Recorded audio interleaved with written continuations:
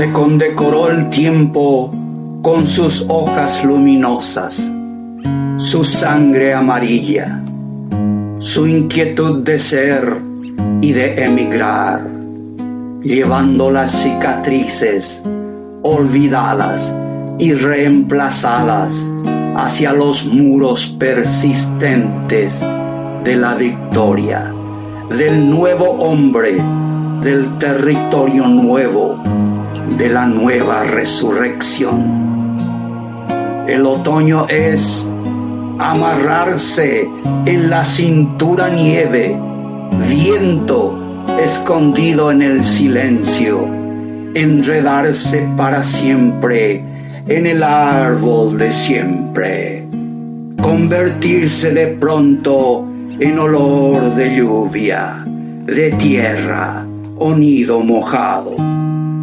Otoño será el remolino, la vereda gris de las nubes,